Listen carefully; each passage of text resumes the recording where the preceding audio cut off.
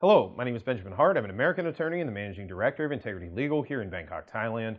As the title of this video suggests, we're discussing ESTA, that's the Electronic System for Travel Authorization, and we're discussing denials. Now, this is not a refusal. I've done another video contemporaneously with this one where we discuss ESTA, refusals in ESTA, and a refusal is something like a 221G, which oftentimes is a request for further documentation. It's a refusal to issue a visa until that documentation is presented. Sometimes cases will go into what's called administrative processing, and that may also trigger a refusal. This is different than an outright denial. Now, in cases involving an immigrant visa application to the United States, a denial may be, for example, a finding of an inadmissibility. For example, if one previously overstayed in the United States, one has a criminal record, a history with drugs, crimes involving moral turpitude, prostitution, etc. You may have been denied in an immigrant context based on a legal ground of inadmissibility. This can also happen in a non-immigrant case.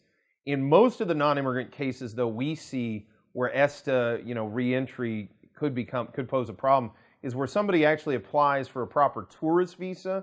And again, these are folks that have a passport that will allow them to enter the United States on the visa waiver program. This doesn't really actually apply to Thai nationals.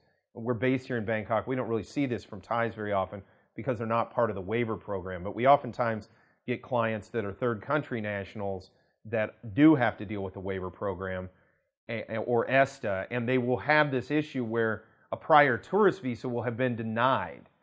And in that set of circumstances, that can have a real detrimental effect on their ability to use the waiver program. And the reason for this is if they receive a denial, even if it's a denial, and oftentimes we see this on tourist visa applications, if it's a denial under what's called 214B of the Immigration and Nationality Act, where basically this person has not demonstrated substantially strong enough ties to countries outside the U.S., as well as, and this is key, weak ties to the U.S., the consular officer can just deny under Section 214B.